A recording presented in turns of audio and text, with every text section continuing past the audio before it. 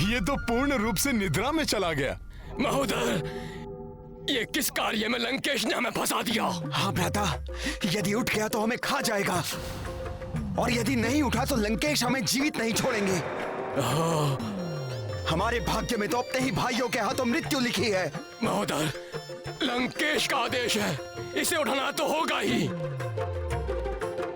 हाँ, क्यों ना हम तृतीय उपाय का प्रयोग करें, लंका के समस्त हाथियों को लाया जाए।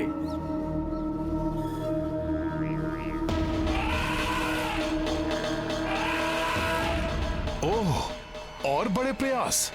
इस विशाल राक्षस की निद्रा भंग करने को विकराल हाथियों का झुंड मंगवाया जा रहा है।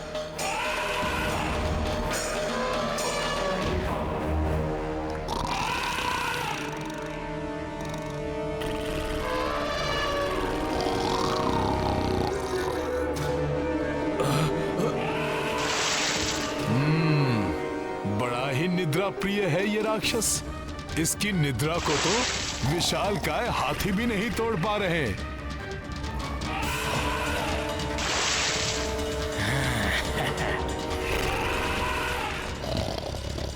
इस महाराक्षस को तो ये हाथी भी मूषक के समान प्रतीत हो रहे होंगे।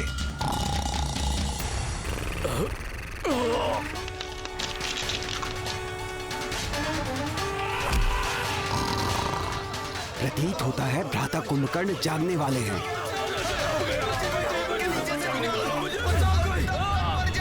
नहीं तो मैं मर जाऊंगा।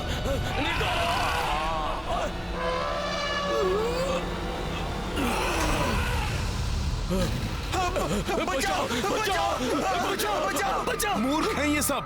सोने देना चाहिए इस महाराक्षस को। यदि ये जाग गया तो हमारी सेना से पूर्व इन्हें ही मार डालेगा ये। अब तो मात्र अंतिम उपाय ही बचा है। भ्राता कुंभकर्ण को भोजन बहुत ही प्रिय है, विशेष रूप से रक्त एवं मांस। इन्हें सबसे अधिक रुचिकर लगता है। यदि भोजन से इनकी निद्रा टूट सकती है तो ये भी करके देख लेते हैं। सैनिकों, शीघ्र ही भोजन की व्यवस्था की जाए। जी महोदर जी। जी महाराज। चलो, यदि ये अंतिम उपाय सफल नहीं हुआ ना महोदर, तो हमारे जीवन का भी अंत हुआ समझो। है तो ये राक्षसी, रक्त पिएंगे, मांस खाएंगे। राक्षसी वृत्ति नहीं छूट सकती इनकी। किंतु कहीं ये राक्षसी उपाय सफल हो गया तो?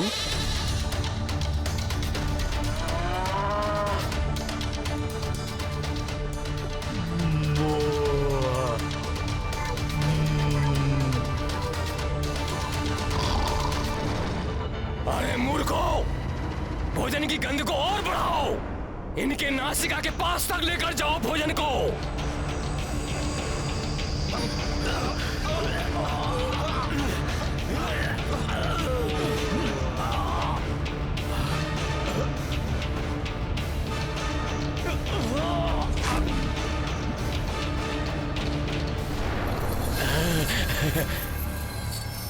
प्रतीत हो रहा है राक्षसों का यह राक्षसी उपाय सफल हो जाएगा। सावधान, भ्राता कुंभकर्ण की निद्रा टूटने वाली है।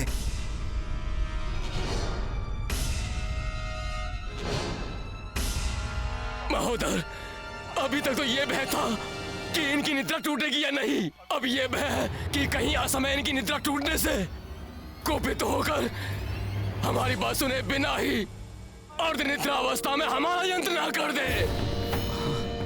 पहले तो सिंह की मांद में प्रविष्ट हुए और अब मुश्कों की भांति भय के मारे कांप रहे हो।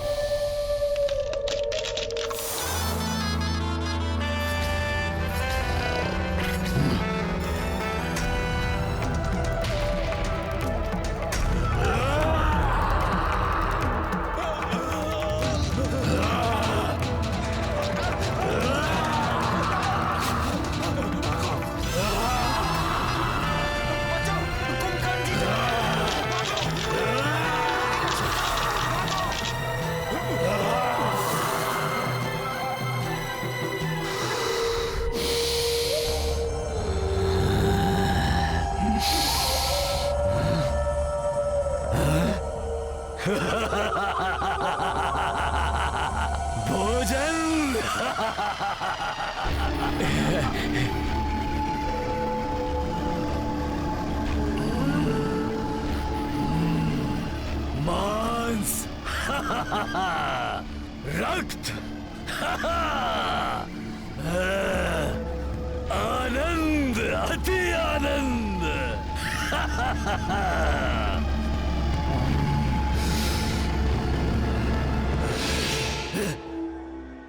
मदिरा।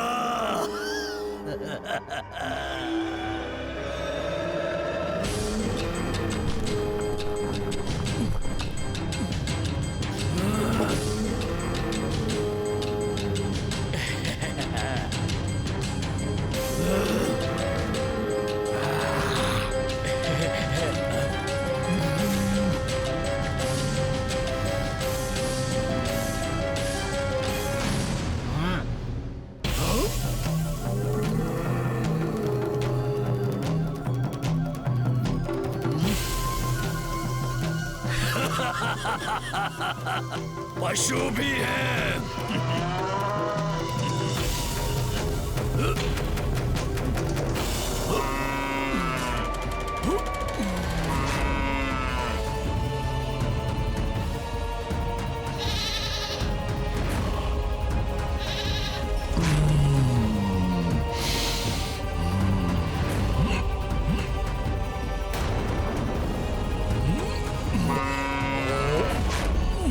भोजन लाओ सैनिकों, अन्यथा ये हमें ही खा जाएंगे। महोदर जी, महोदर जी, भोजन के लिए कुछ नहीं बचा। सेवकों के साथ वाटिका में जाओ और सारे फल तोड़ कर लाओ।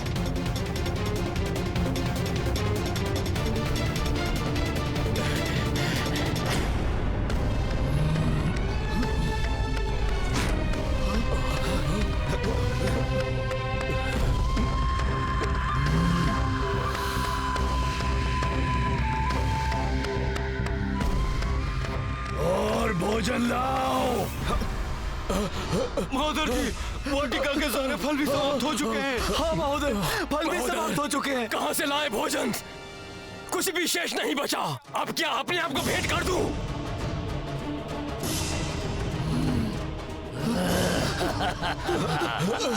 अब तो बिना किसी ध्वनि के यहाँ से चुपके से निकल लो, अन्यथा कहीं हम भी इनका भोजन न बन जाए।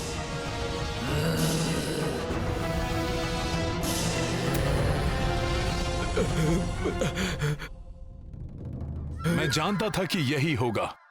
अब स्वयं इसका भोजन बनकर मिटाओ इस राक्षस की भूख। रुक जाओ।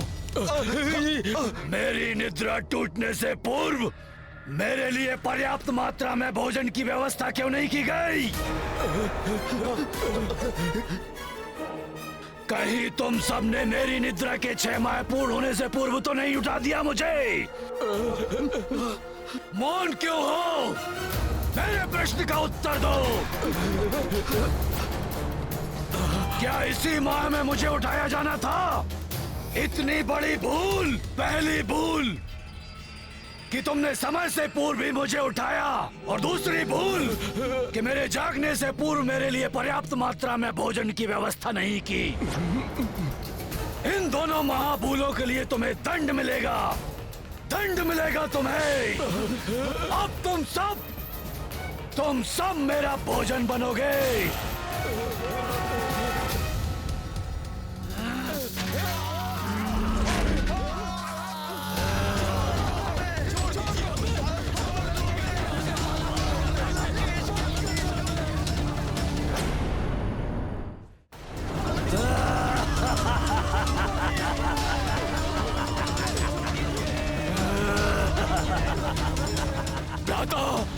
लंका पर संकट छाया हुआ है। लंकेश का जीवन भी संकट में है।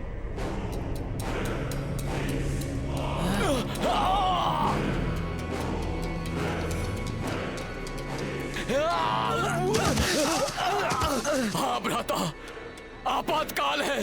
लंका महासंकट में घिरी हुई है। इसीलिए लंकेश ने स्वयं आपको जगाने का आदेश दिया है और शीघ्र ही आपको बुलाया है। लंका पर संकट? यदि ये विकराल राक्षस युद्ध भूमि में आ गया तो हमारी वानर सेना के लिए काल के समान सिद्ध होगा। ये क्षण भर में विनाश मचा देगा ये हमारी सेना में। बहुत बड़ा संकट है ये महाराक्षस। कुंभकर्ण के होते हुए लंका और लंकेश पर किसी प्रकार का कोई संकट नहीं आ सकता।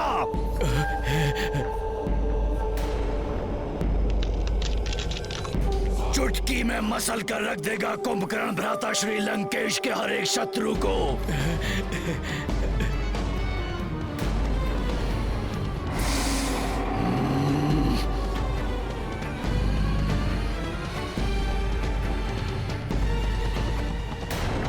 घुटने टेकेगी नहीं। प्रभु श्री राम की वानर सेना है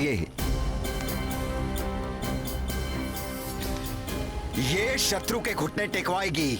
रावण चाहे किसी को भेजकर देख ले। हनुमान। प्रणाम प्रभु। कुंभकर्ण को भेजने वाला है रावण। प्रभु, लंका में रावण के आदेश पर कुंभकर्ण को जगा दिया गया है। मेरू पर्वत के समान विशाल काया है उसकी। महाविकराल राक्षस है वो प्रभु।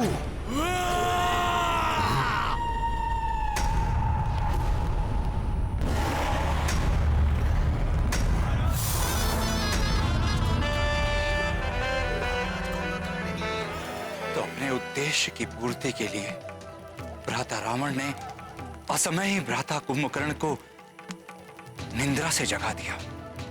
कल युद्ध भूमि में इनसे सामना होगा। चलते फिरते पर्वत की भांति दिखाई देता है ये महाविकराल राक्षस। ये महाराक्षस इतना भूखा था कि जागते ही राजभवन का सारा भोजन खा गया। वाटिका के समस्त फल खा लिए। ये तो समस्त लंका को ही अपना ग्रास बना लेता, किंतु रावण को संकट में जानकर रुक गया। हाँ, बहुत आदर करते हैं भ्राता रावण का वो, इसीलिए रुक गए। अन्यथा उन्हें देवता भी नहीं रोक सकते थे। बचपन से ही उन्हें तीव्र क्षुधा लगती थी। ऐसा लगता था जैसे समस्त संसार को ही खा जाएंगे।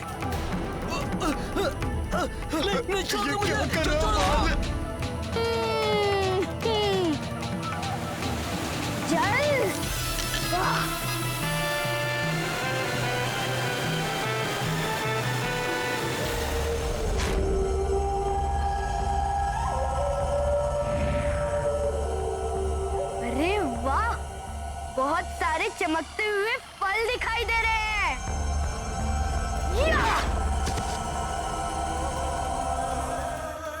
यहाँ तो अनेक फल है खाने को।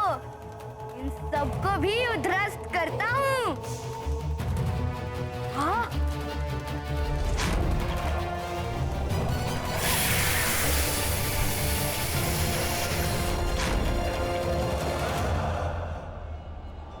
ये तो सूर्य की भांति तप्त है। इसे भी खा लेता हूँ, बड़ा आनंद आएगा।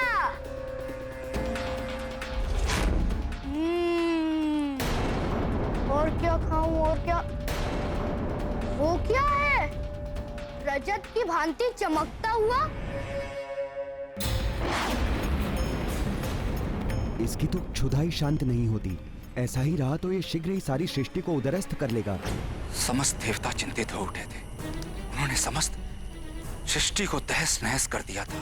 अब वो सभी ग्रहों के बाद चंद्र ग्रह को खाने के लिए आगे बढ़ रहे थे। तब उन्हें रोकने के लिए देवराज इंद्र को आना पड़ा। बस रुक जाओ रक्ष बालक। ठीक है, रुक जाता हूँ। मैं देख रहा हूँ तुम मेरे लिए अच्छा और स्वादिष्ट भोजन जो लाए हो। भोजन मैं लाया हूँ। हाँ, वो छोटा सा श्वेत हाथी। उसे खाने में बड़ा आनंद आएगा कुंभकर्ण को। इसके पूर्व ही मैं तुम्हारे टुकड़े टुकड़े कर दूंगा। तुमने अपनी क्षुधा को शांत करने के लिए इस सृष्टि को बहुत क्षति पहुंचाई है। मैं तुम्हें रोकने आया हूँ। तुम मुझे रोकोगे? ठीक है, तो रोक के दिखाओ। मैं इस हाथी को खा कर दिखाता हूँ।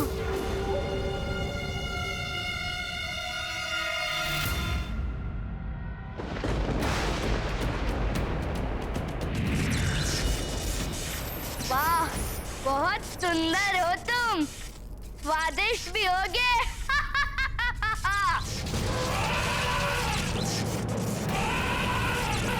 या! ओहो, कहाँ चले गए तुम?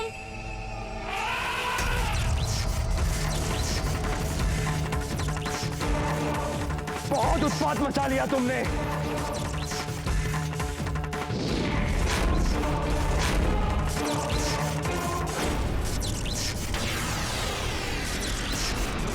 मुझ पर प्रहार किया तुमने। उतर जाओ इस हाथी पर से, अन्यथा मैं तुम्हें भी इस हाथी के साथ खा जाऊंगा। ये ऐसे नहीं मानेगा, यहाँ से जाने में ही भलाई है। अंततः इंद्रदेव को भी निराश होकर लौटना पड़ा।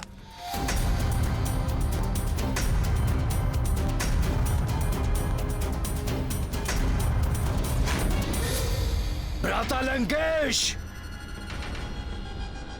भ्राता लंकेश! भ्राता लंकेश! आपका अनुज कुंभकर्ण आपकी सेवा में उपस्थित है भ्राता श्री।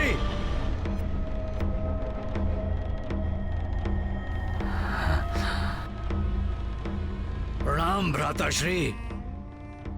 कुंभकर्ण, मेरे अनुज, कितनी व्याकुलता से मैं तुम्हारी प्रतीक्षा कर रहा था। शीघ्र बताइए भ्राता श्री, ऐसा कौन है जिसके कारण लंका संकट में है?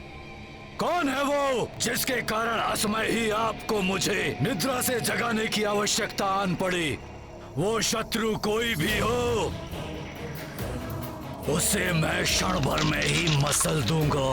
कुंभकर्ण, तुम्हारे निद्रा से जागने का अर्थ ही है शत्रु का चिर निद्रा में लीन हो जाना।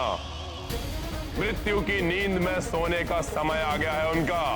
परंतु मुझे शीघ्र बताइए, कौन है वो शत्रु? वो शत्रु है अयोध्या का एक वनवासी। उस वनवासी के उकसाने पर उसके अनुज ने हमारी बहन सूर्पणखा की नाक को काटकर उसे अपमानित किया। उसके बाद हमारे भाई खर और दूषण सहित 14 सहस्त्र राक्षसों का वध किया।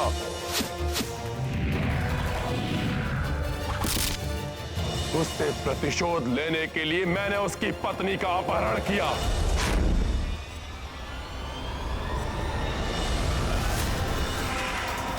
तो उसने एक वानर को भेजकर राक्षकुमार सहित अनेक राक्षस योद्धाओं का वध करके हमारी लंकापुरी को जला दिया। मैंने उन्हें साधारण नर और वानर समझने की भूल क्या की, वो तो वानर सेना को लेकर समुद्र पार कर लंका तक पहुंच गए। उन्होंने हमारे मुख्य सेनापति प्रहस्त सहित कई राक्षस योद्धाओं का वध किया। मेघनाथ का प्राण घातक नागपाश भी उनका कोई अहित नहीं कर सका। इसलिए मैंने तुम्हें निद्रा से उठाने का आदेश दिया। तो उचित ही तो किया उस वनवासी ने। ओम ब्रह्मदेवाय नमः। पुत्र,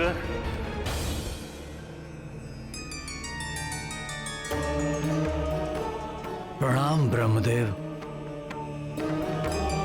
वत्स कुंभकर्ण, हम तुम्हारी तपस्या से अति प्रसन्न हैं।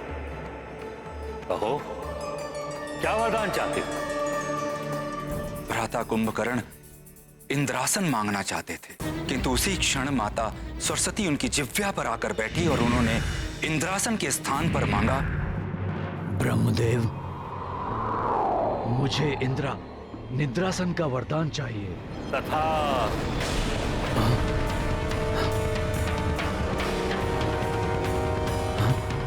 ये मैंने क्या मांग लिया? तो तुम 6 माह तक निद्रासन पर रहोगे और फिर एक दिवस के लिए अपनी क्षुधा को शांत करने के लिए उठोगे, फिर पुनः निद्रा मग्न हो जाओगे। यही क्रम तुम्हारे जीवन भर चलता रहेगा। और यदि कोई तुम्हें नियत समय से पूर्व निद्रा से जगाएगा तो तुम्हारा जीवन संकट में पड़ जाएगा। किंतु सब कुछ जानते हुए भी भ्राता लंकेश ने असमय युद्ध के लिए भ्राता कुंभकर्ण की निंद्रा भंग कर दी, जिस कारण अब वो अदेखिए दुर्दांत सिद्ध होंगे। आपने जो किया अनुचित किया है भ्राता। ये क्या कह रहे हो तुम? अपनी पत्नी की रक्षा करना प्रत्येक पति का कर्तव्य है। अनुचित कार्य तो आपने किया है, देवी सीता का अपहरण करके। यदि आपको शूर्पणखा का प्रतिशोध ही लेना था तो उस वनवासी राम के साथ वीरता पूर्वक युद्ध करते, परंतु आपने तो कुछ और ही किया। एक चोर कर्म करते हुए सीता का हरण करके एक अत्यंत ही घृणित कार्य किया है आपने। कुंभकर्ण, मेरे अनुज होकर मेरे शत्रु का पक्ष ले रहे हो तुम? नहीं भ्राताश्री, परंतु जब बड़े पथ भ्रष्ट हो जाएं, तो हम छोटों का ये कर्तव्य है कि हम उन्हें उचित मार्ग दिखाएं। भ्राताश्री, शूर्पणखा के बारे में मैं ही नहीं, आप भी भली भांति परिचित हैं, और अवश्य ही वो काम के वशीभूत होकर उस वनवासी राम के पास गई होगी और इसीलिए उसकी नाक काटी गई होगी। प्रतीत होता है कि अभी भी निद्रा के प्रभाव में हो तुम कुंभकर्ण, इसलिए तुम्हें दिखाई नहीं दे रहा कि हमारे राक्षस कुल और हमारी लंका को कितनी क्षति पहुंचाई है उन नर और वानरों ने। नहीं भ्राताश्री, धर्म के मार्ग को छोड़कर अधर्म के मार्ग पर चलने वाले राजा और उसकी प्रजा दोनों को ही दुष्परिणाम भोगने पड़ते हैं। काम, क्रोध, मद, लोभ, ये सब मोह विकार हैं मन के, जिनके वशीभूत होकर धर्म और नीति का मार्ग त्याग कर मनुष्य अधर्म और अनीति का मार्ग अपना लेता है। वही आपने भी किया है भ्राताश्री। बंद करो ये अपना नरगल प्रलाप। विभीषण के जैसे द्रोही की भाषा बोल रहे हो तुम। जाओ, जाकर मिल जाओ मेरे शत्रुओं से। देश दे रहे हो, युद्ध के लिए उठाया है मैंने तुम्हें, ना कि प्रवचन देने के लिए। जाओ। लंकेश रावण में अब भी इतना सामर्थ्य है कि तुम्हारे बिना वो ये युद्ध लड़ सके। भ्राता कुंभकर्ण हैं तो असुर, किंतु बड़े ज्ञानी हैं। वो नीति और धर्म को भली भांति जानते हैं। वो भ्राता लंकेश को समझाने का प्रयास अवश्य करेंगे। कदाचित भ्राता रावण भ्राता कुंभकर्ण की बात समझ जाए, किंतु यदि उन्होंने भ्राता कुंभकर्ण की बात नहीं मानी तो हमें इस बात पे दृष्टि डालनी होगी कि तब भ्राता कुंभकर्ण क्या करेंगे। भ्राता रावण की बात मानकर युद्ध करेंगे या धर्म का साथ देंगे।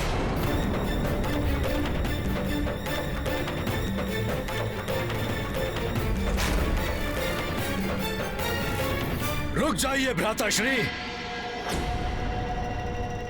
आप भले ही अधर्म और अनीति के मार्ग पर चल रहे हो, परंतु आपके इस अनुज का ये धर्म है वो अपने ज्येष्ठ भ्राताश्री की आज्ञा का पालन करे। जाएगा कुंभकर्ण इस युद्ध में और उस नर और उसकी वानर सेना को चींटियों की भांति मसल कर रख देगा। आपका ये अनुज। भ्राता लंकेश, आप निश्चिंत होकर विश्राम कीजिए।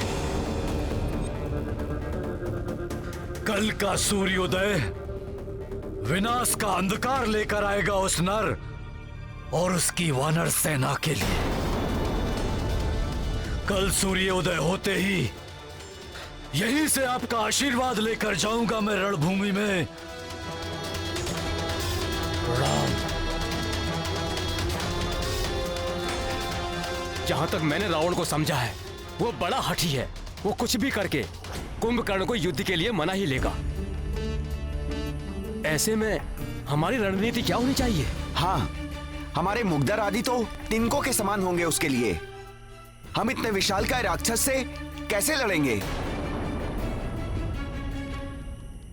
उसका भी उपाय है मेरे पास, आप लोग चिंता ना करें।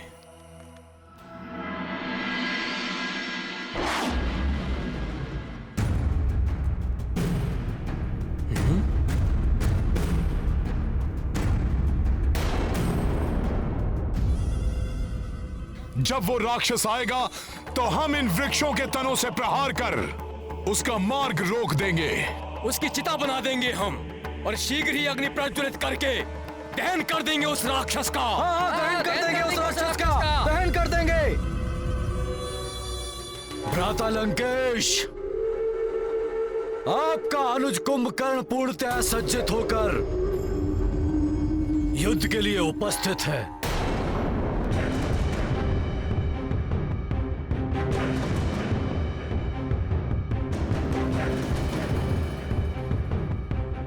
मुझे आशीर्वाद दीजिए भ्राता।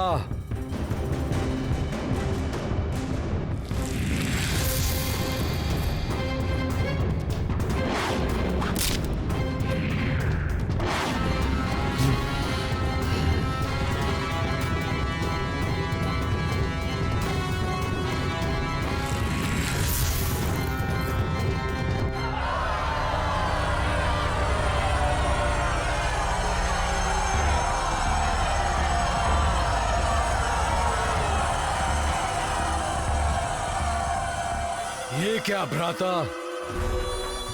इस सेना की क्या आवश्यकता है? क्या आपको आपके अनुज की शक्ति पर संदेह है?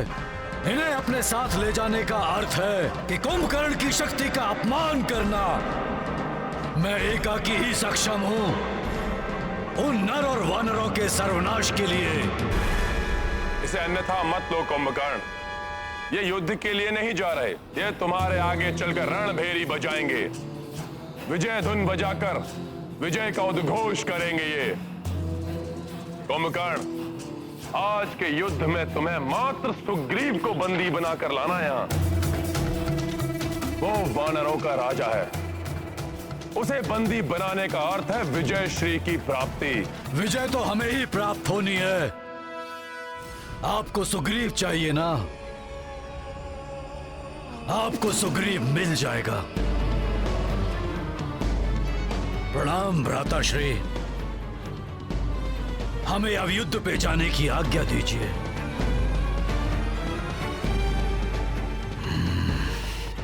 महापार्श महोदर, तुम भी साथ में जाओ। रणभेरी लिए हुए सैनिकों के पास अस्त्र शस्त्र भी है, आवश्यकता पड़ने पर उनका प्रयोग कर लेना। कुंभकर्ण का कोई विश्वास नहीं, युद्ध भूमि में ही निद्रालीन हो सकता है वो। और यदि वानरों का रक्त उसके मुख तक पहुंच गया तो वो युद्ध को भूलकर उन वानरों को खाने में जुट जाएगा।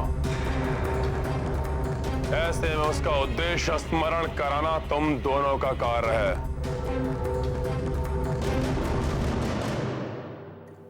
समझ में आया जो मैंने कहा?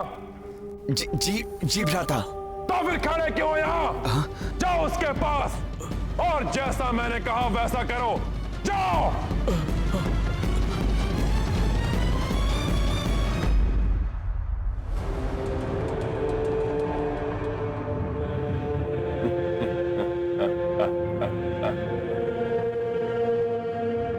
आज अंत होगा इस युद्ध का। विजय भव कुंभकर्ण।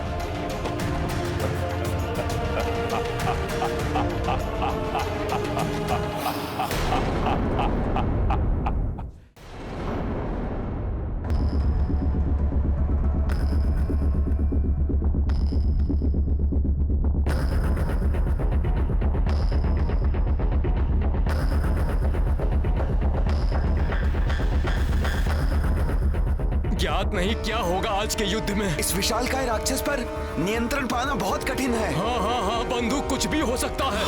हाँ हाँ बंधु, कुछ भी हो सकता है। ये वानर सेना, चींटियों का समूह, मेरे पांव तले मसले जाएंगे ये।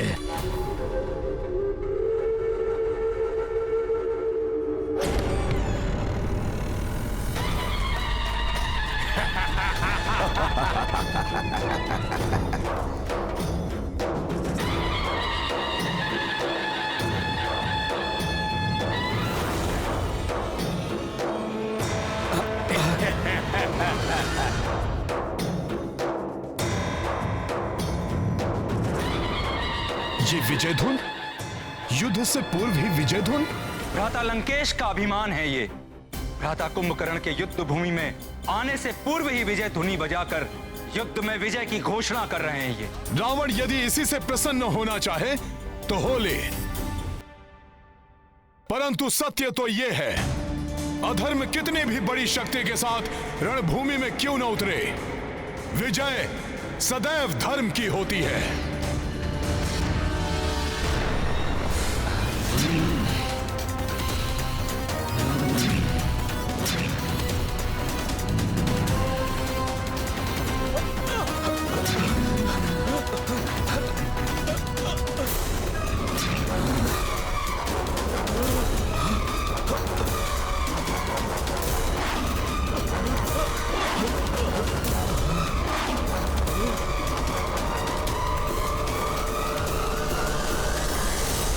विभीषण!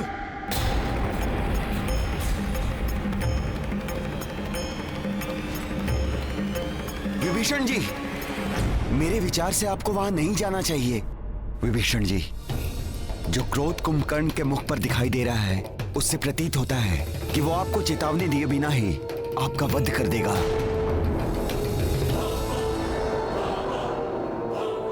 क्षमा करें, मेरे विचार से तो विभीषण जी को वहां पर जाना चाहिए। जैसा कि विभीषण जी ने बताया कि कुंभकर्ण नीति एवं धर्म को समझता है, अपने भाई का सम्मान करता है, अतः जो अपने एक भाई की बात मानता है वो अवश्य दूसरे भाई की बात भी सुनेगा।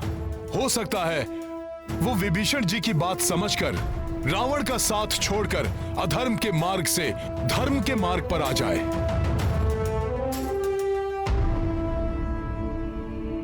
हाँ, उनका अनुज भ्राता हूं मैं, उन्हें सुझाव देने का अधिकार है मेरा कि अधर्म के पथ को त्याग कर धर्म के पक्ष में आ जाए।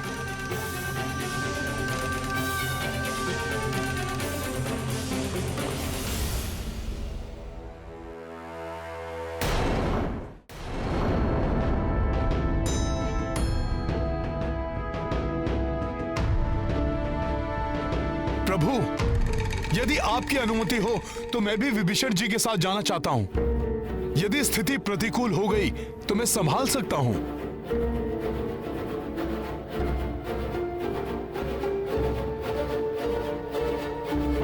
जय श्री राम।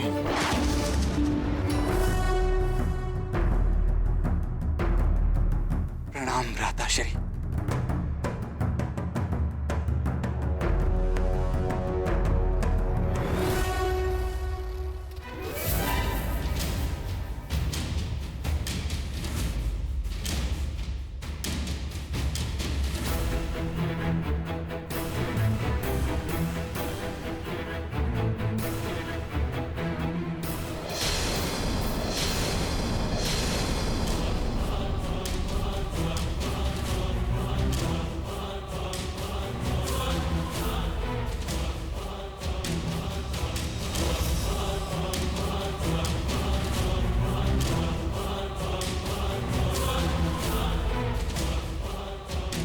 विभीषण मेरे अनुज, बहुत ही भाग्यशाली हो तुम जो धर्म के पक्ष में खड़े हो। मृत्यु पर्यंत धर्म का ही साथ देना विभीषण। भ्राताश्री, धर्म और अधर्म के मध्य में किसी एक पथ को चुनने का अवसर सभी को प्राप्त होता है।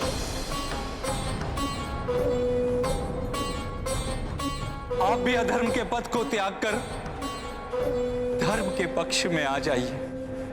विभीषण, मैं भी भ्रातृ धर्म निभा रहा हूं। मैं भ्राता लंकेश से द्रोह नहीं कर सकता। मैं धर्म या अधर्म के लिए इस युद्ध भूमि में नहीं आया हूं। मैं भ्राता लंकेश का साथ देने के लिए इस युद्ध भूमि में आया हूं विभीषण, और मृत्यु पर्यंत उन्हीं का साथ दूंगा। मैं भी तो आपका अनुज भ्राता हूं। इसीलिए तो तुम्हें अंतिम बार भेंट करने के लिए बुलाया है विभीषण। जब पुनः हम आमने सामने होंगे, तुम मेरे भाई नहीं बल्कि मेरे शत्रु हो।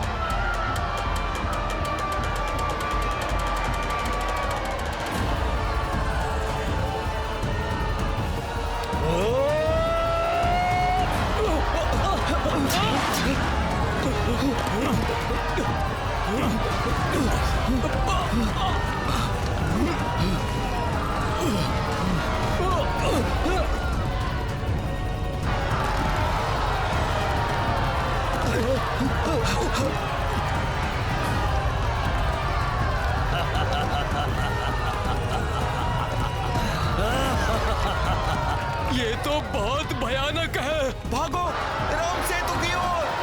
भागो, चलो, भागो, चलो, भागो। देख रहे हो महोदर, वानरों की भागती हुई सेना। हाँ महापाश, उचित होता कि आरंभ में ही भ्राता कुंभकर्ण को भेज दिया जाता।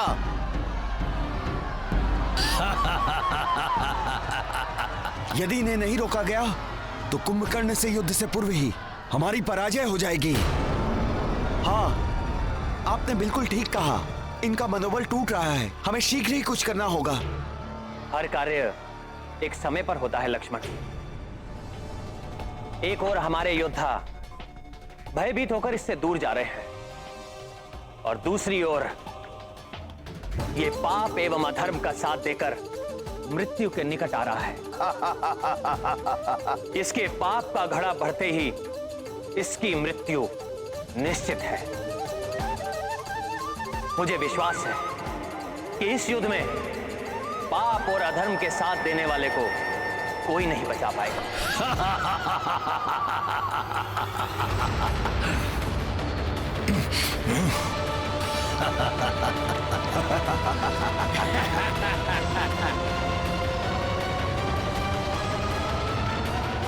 व्यक्ति का ज्ञान यदि सत्य और धर्म के साथ ना हो तो सब व्यर्थ है।